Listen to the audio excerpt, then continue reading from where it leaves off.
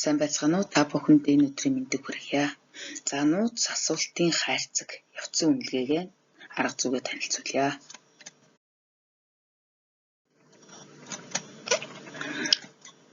За явцсан үнийн нууц асуултын хайрцаг явцсан үнэлгээний манд зорилго. За нэгдүгээрт нь сурагчид өөрийн мэдэхгүй байгаа зүйлээ бусдаас ичилгүйгээр нууцаар багшид мэдэгдэх боломжийг олгоно. За хоёрдугаарт нь бол багш ангийн нийт сурагчдын дунд ямар ойлголт хамгийн их төөрөгдөл үүсгэж байгааг бодитоор олж харах зорилготой. За гуравдугаарт нь дараагийн хичээлийн төлөвлөгөөг сурагчдын хэрэгцээнд дурдуулан засах зорилготой юм аа. За ямар хичээлд хэрэглэж болох вэ? За энэ аргыг бүх төрлийн хичээлд ашиглах боломжтой бөгөөд ялангуяа дараах тохиолдолд илүү үр дүнтэй. За математикийн хичээлийн хувьд бодлого бодох явцад аль хэсэгт гацаж байгааг мэдгэд. За хүн орчин хичээлийн хувьд шин нэр томьёо үзэгдлийн шалтгааныг ойлгоогүй үед. За монгол хэл хичээлийн хувьд дөрмийн хэрэглээ их зохиох явцад тулгуурч буй бэрхшээлийг илрүүлэхэд. За ёс зүйн хичээлийн хувьд өөрийн бодлыг амаар илэрхийлэхээс эмээдэг сэдвүүдийн үед ашиглаж болно. За аргачлал нь бол нэгдүгээрт нь бэлтгэл ажил. За хайрцагаа бэлтгэн. За хоёрдугаар шат нь асуулт цуглуулах. Хичээлийн төгсгөлд бол хэрэглэнэ. За гуравдугаар шат нь хариулт өгөх, урамшуулах. За алхамчлалыг авч үзье. За нэгдүгээр алхам нууц хайрцаг бэлтгэх. Багш нууц асуултын хайрцаг хийж ангийн нэг хэсэгт байрлуулна. За багш нь ч гэсэн заримдаа юм асуумаар санагддаг.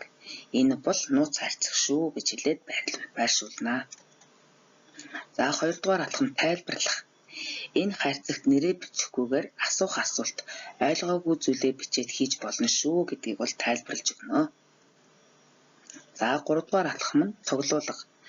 За хүүхдүүдийн асуух асуултыг 5-7 хоногоор цуглуулна. Асуулт хийж байгаа хэн нэгнийг битгий хараарай гэдгийг сануулж өгнө.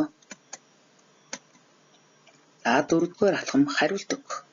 Багш хайрцгийг нээж асуултуудыг нууц эзнийг дурдахгүйгээр уншина. За жишээлбэл манай нэг найз энэ үйлдэлийг яаж хийхийг асуусан байна. Бүгдээрээ хамтдаа дахиад нэг харъя гэж тайлбарлана. За тэгээд мөн ийм гоё асуулт асуусан хүүхдийг бол урамшуулнаа. За сурагчдын ямар чадварыг хөгжүүлэх вэ? За нэгдүгээр нь бол би ойлгохгүй байна гэсэн ерөнхий мэдрэмжээ энэ тог яаж хуваах вэ гэх мэт тодорхой асуулт болгон хувиргаж сурна. За мөн сурагчид бол өөрийнхөө юуг мэдэж байгааг, юуг хараахан сураагүй байгаагаа ялгаж салгах тийм суурь тавигданаа.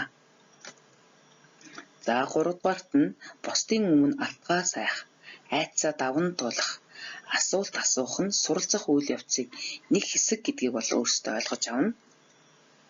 За дөрөвдүгээрт нь хэлэхэд хэцүү байгаа санаагаа цаасан дээр буулгаж сурна. За мөн бичгийн соёлд суралцсан. За ингээд эдгээр чадваруудыг хөгжүүлнэ. За анхаарал хандуулсан та бүхэндээ баярлалаа.